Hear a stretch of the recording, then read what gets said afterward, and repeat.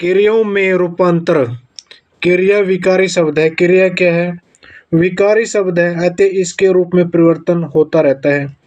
इसके रूप में परिवर्तन होता रहता है। इस परिवर्तन के 5 आधार हैं। नंबर 1 वाच्य, नंबर 2 अर्थ या भाव, नंबर 3 काल, नंबर 4 अवयव, नंबर 4 अवयव, नंबर 5 निपात अध्याय। निपात अध्याय में इन सभी आधारों का वर्णन समाहित किया गया है। निपात अध्याय में इन सभी आधारों का वर्णन समाहित किया गया है। वाच्य क्रिया के जिस रूप से यह पता चले कि किसी वाक्य में कर्ता, कर्म या भाव में किस एक की प्राधान्यता है।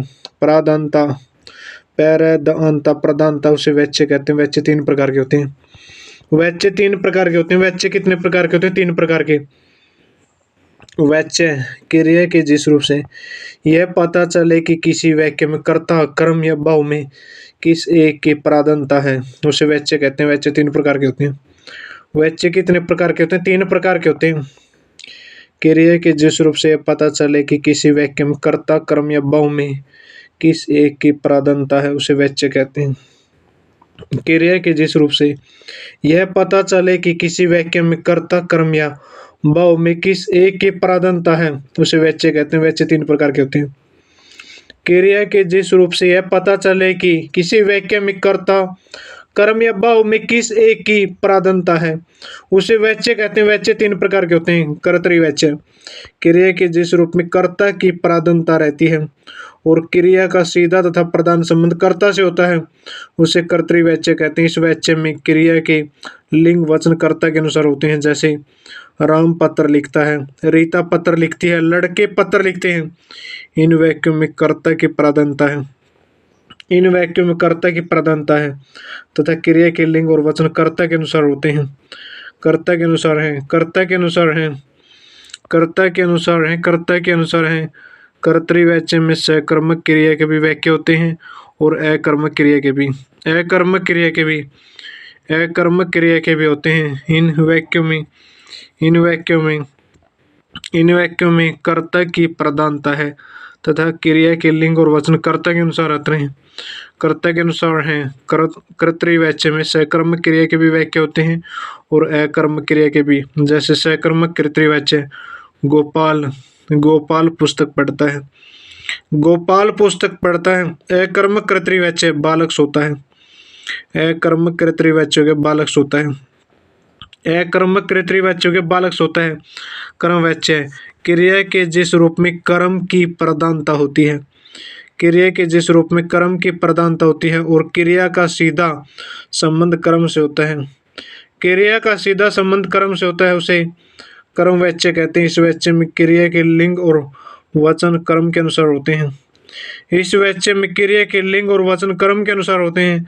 जैसे राम से पत्र लिखा जाता है, इस वाक्य में लिखा जाता है क्रिया का सीधा संबंध पत्र कर्म से है, अतः यह वाक्य कर्म वाच्य है। इस वाच्य में सकर्मक क्रिया के ही वाक्य होते हैं। इस वाच्य में सकर्मक क्रिया के ही वाक्य होते हैं, अकर्मक क्रिया के नहीं, अकर्मक क्रिया के नहीं। क्रिया के जिस रूप में कर्म की प्रधानता होती है और क्रिया का सीधा संबंध कर्म से होता है, क्रिया का सीधा संबंध कर्म से होता है, उसे कर्मवाच्य कहते हैं। वाच्य में क्रिया के लिंग और वचन कर्म के अनुसार होते हैं। जैसे राम से पत्र लिखा जाता है, इस वाक्य में लिखा जाता है क्रिया का सीधा संबंध कर्म, क्रिया का सीधा संबंध पत्र से है, कर्म से, अतः यह वाक्य कर्मवाच्य है। इस वाच्य में सकर्मक क्रिया के ही वाक्य होते हैं, सकर्मक क्रिया के ही वाक्य होते हैं, सकर्मक क्रिया के वाक्य होते हैं, सकर्मक क्रिया के ही वाक्य होते हैं।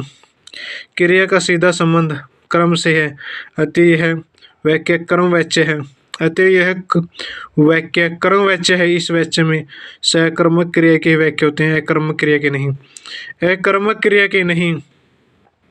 कर्मवाच्य कर्मवाच्य क्रिया के जिस रूप में कर्म की प्रधानता होती है और क्रिया का सीधा संबंध कर्म से होता है, उसे कर्मवाच्य कहते हैं। इस वाच्य में क्रिया के लिंग और वचन कर्म के अनुसार होते हैं। जैसे राम से पत्र लिखा जाता है, इस वाक्य में लिखा जाता है क्रिया का सीधा संबंध पत्र से है, अतः यह वाक्य कर्मवाच्य।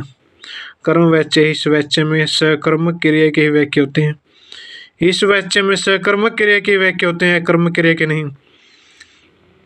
अकर्मक क्रिया के नहीं भाववाच्य, क्रिया के जिस रूप में भाव की प्राधान्यता होती है और क्रिया का सीधा संबंध भाव से होता है उसे भाववाचक कहते हैं। यह केवल अकर्मक क्रिया के ही वाक्य में प्रयुक्त होता है। यह केवल अकर्मक क्रिया के ही वाक्यों में प्रयुक्त होता है, जैसे गाया नहीं जाता और बैठा नहीं जाता। इन वाक्यों में भाव की प्राधान्यता है, प्राधान्यता है। ये वाक्य भाववाचक है। ये वाक्य क्या है? भाववाचक। क्रिया के जिस रूप से भाव की प्राधान्यता होती है और क्रिया का सीधा संबंध भाव से होता है उसे भाववाचक कहते हैं। ये केवल अकर्मक क्रिया के ही वाक्यों में प्रयुक्त होते हैं। अकर्मक क्रिया के ही वाक्यों में प्रयुक्त होता है। गाया नहीं जाता, बैठा नहीं जाता। इन वाक्यों में भाव की ही प्राधान्यता है। ये वाक्य भाववाचक है। ये वाक्य क्या है? भाववाचक। अर्थ या भाव, क्रिया के जिस रूप से वक्ता के भाव का बोध होता है, क्रिया के जिस रूप से वक्ता के भाव का बोध होता है उसे अर्थ या भाव कहते हैं। इसके 3 रूप हैं: निश्चयार्थक, अज्ञातार्थक और संभावार्थक। संभावार्थक हो गया क्रियाओं में रूपांतरण। क्रिया विकारी शब्द है, अतः इसके रूप में परिवर्तन होता रहता है। इस परिवर्तन के 5 आधार हैं। नंबर 1 वाच्य, अर्थ। नंबर 2 अर्थ या भाव। नंबर 3 काल। नंबर 4 अवयव। नंबर 5 निपात। अध्याय में इस सभी आधारों का वर्णन समाहित किया गया है। वाच्य क्रिया के जिस रूप से यह पता चले कि किसी वाक्य में कर्ता, कर्म या भाव में किस एक की प्राधान्यता है उसे वाच्य कहते हैं। वाच्य 3 प्रकार के होते हैं। कर्तृवाच्य, क्रिया के जिस रूप से कर्ता की प्रधानता रहती है और क्रिया का सीधा तथा प्रधान संबंध कर्ता से होता है उसे कर्तृवाच्य कहते हैं। वाच्य में क्रिया के लिंग और वचन कर्ता के अनुसार होते हैं, जैसे राम पत्र लिखता है, रीता पत्र लिखती है, लड़के पत्र लिखते हैं। इन वाक्यों में कर्ता की प्रधानता है तथा क्रिया के लिंग और वचन कर्ता के अनुसार है। कर्तृवाच्य में सकर्मक क्रिया के भी वाक्य होते हैं और अकर्मक क्रिया के भी, जैसे सकर्मक कर्तृवाच्य गोपाल पुस्तक पढ़ता है। अकर्मक कर्तृवाच्य बालक सोता है। अकर्मक कर्तृवाच्य बालक सोता है। कर्म वाच्य हो गया क्रिया के जिस रूप से कर्म की प्रधानता है, कर्म की प्रधानता होती है, क्रिया का सीधा संबंध कर्म से होता है उसे कर्म वाच्य कहते हैं। इस वाच्य में क्रिया के लिंग और वचन कर्म के अनुसार होते हैं। क्रिया के वचन लिंग और कर्म के अनुसार होते हैं। क्रिया के जिस रूप से कर्म की प्रधानता है, क्रिया के जिस रूप से कर्म की प्रधानता होती है और क्रिया का सीधा संबंध कर्म से होता है उसे कर्म वाच्य कहते हैं। इस वाच्य में क्रिया के लिंग और वचन कर्म के अनुसार होते हैं, जैसे राम से पत्र लिखा जाता है। इस वाक्य में लिखा जाता है क्रिया का सीधा संबंध पत्र से है। क्रिया का सीधा संबंध पत्र से है, यानी कर्म से है। क्रिया का सीधा संबंध पत्र से है। क्रिया का सीधा संबंध किसे? पत्र से है। क्रिया का सीधा संबंध पत्र से है। क्रिया का सीधा संबंध पत्र से है, अतः यह वाक्य कर्म वाच्य है। यह वाक्य कर्म वाच्य है। इस वाच्य में सकर्मक क्रिया के ही वाक्य होते हैं। इस वाच्य में सकर्मक क्रिया के ही वाक्य होते हैं, अकर्मक क्रिया के नहीं। अकर्मक क्रिया के नहीं। कर्म वाच्य में होता है सकर्मक क्रिया के। इस वाच्य में सकर्मक क्रिया के ही वाक्य होते हैं, अकर्मक क्रिया के नहीं। भाववाच्य, क्रिया के जिस रूप में भाव की प्रधानता होती है और क्रिया का सीधा संबंध भाव से होता है उसे भाववाचक कहते हैं। भाववाचक कहते हैं। ये केवल अकर्मक क्रिया के ही वाक्यों में प्रयुक्त होता है, जैसे गाया नहीं जाता, बैठा नहीं जाता। इन वाक्यों में भाव की ये प्रधानता है। भाव की प्रधानता है तो ये वाच्य भाववाचक है। भाववाचक है। ये वाच्य क्या है?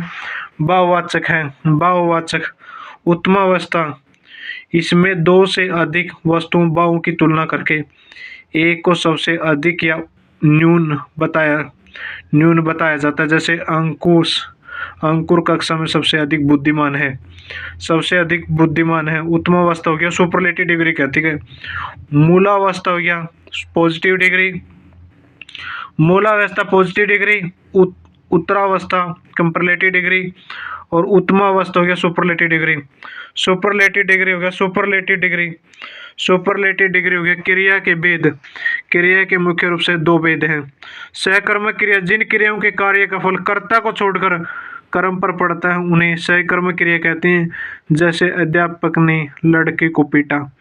अध्यापक ने लड़के को पीटा, इस वाक्य में अध्यापक कर्ता द्वारा पीटने के कार्य का फल लड़के पर पड़ता है, अतः इस वाक्य में सहकर्मक क्रिया है। कर्मक क्रिया, जिन क्रियाओं के कार्य का फल कर्ता में ही रहता है उन्हें अकर्मक क्रिया कहते हैं। अकर्मक क्रिया, जिन क्रियाओं के कार्य का फल कर्ता में ही रहता है। अकर्मक क्रिया हो गया जिन क्रियाओं के कार्य का फल कर्ता में ही रहते हैं उन्हें अकर्मक क्रिया कहते हैं। जैसे विद्यार्थी पढ़ता है, इस वाक्य में पढ़ना क्रिया का फल विद्यार्थी पर पड़ता है, अतः इस वाक्य में अकर्मक क्रिया है। उल्लेखनीय, जिन धातुओं का प्रयोग अकर्मक और सकर्मक दोनों रूपों में होता है उन्हें उभयविध धातु कहते हैं। उन्हें उभयविध धातु कहते हैं। अकर्मक क्रिया, जिन क्रियाओं के कार्य का फल कर्ता में ही रहता है। जिन क्रियाओं के कार्य का फल कर्ता में रहता है।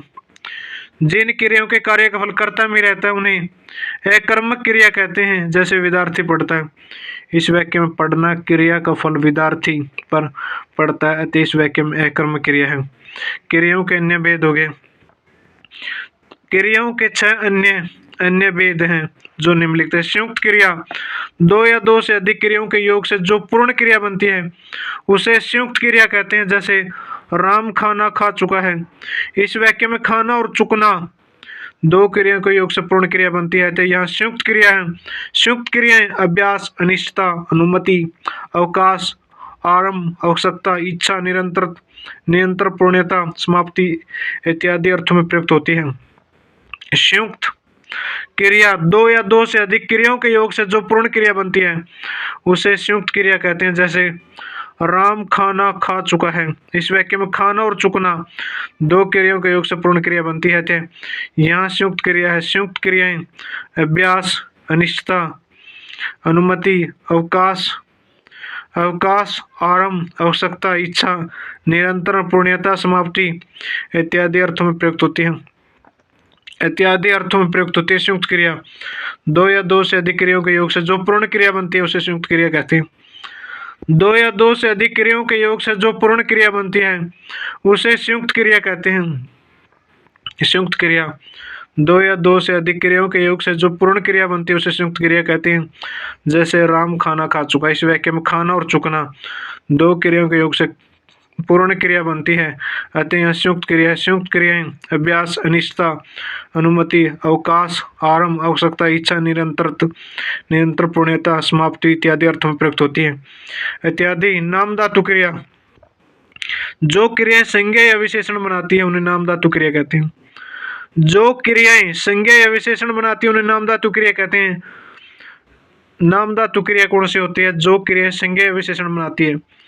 जो क्रियाएं संज्ञा या विशेषण बनाती है उन्हें नाम धातु क्रिया कहते हैं। जैसे संज्ञा से बात से बतियाना, हाथ से हथियाना, दुख से दुखाना, ला से लजाना, विशेषण से गर्म से गरमाना, चिकना से चिकनाना। प्रेरणार्थक क्रिया, जिन क्रियाओं से यह बोध होता है कि कर्ता स्वयं कार्य न करके किसी दूसरे को कार्य करने के लिए प्रेरित करता है। किसी दूसरे को कार्य करने के लिए प्रेरित करता है उन्हें प्रेरणार्थक क्रिया कहते हैं। जैसे लिखना से लिखवाना, पढ़ना से पढ़वाना, करना से करवाना, जीतना से जितवाना आदि। प्रेरणार्थक क्रिया क्या है? जिन क्रियाओं से यह बोध होता है कि कर्ता स्वयं कार्य न करके किसी दूसरे को कार्य करने के लिए प्रेरित करता है उसे प्रेरणार्थक क्रिया कहते हैं। जैसे लिखना से लिखवाना, पढ़ना से पढ़वाना, करना से करवाना, जीतना से जितवाना। नाम धातु क्रिया, जो क्रियाएं संज्ञा या विशेषण बनाती है उन्हें नाम धातु क्रिया कहते हैं। जो क्रियाएं संज्ञा या विशेषण बनाती है उन्हें नाम धातु क्रिया कहते हैं। जो क्रियाएं संज्ञा या विशेषण बनाती है उन्हें नाम धातु क्रिया कहते हैं। जैसे संज्ञा से बात से बतियाना, हाथ से हथियाना, दुख से दुखाना, ला से लजाना, विशेषण से गरमाना, चिकना से चिकनाना। चिकनाना पूर्वकालिक क्रियाएं, जिन क्रियाओं के पहले कोई अन्य क्रिया आई उन्हें पूर्वकालिक क्रिया कहते हैं। पूर्वकालिक क्रिया क्रिया का मूल रूप होती है अथवा उसके साथ कर या करके का प्रयोग होता है। कर या करके का प्रयोग होता है। कर या करके का प्रयोग, कर या करके का प्रयोग होता है। कर या करके का प्रयोग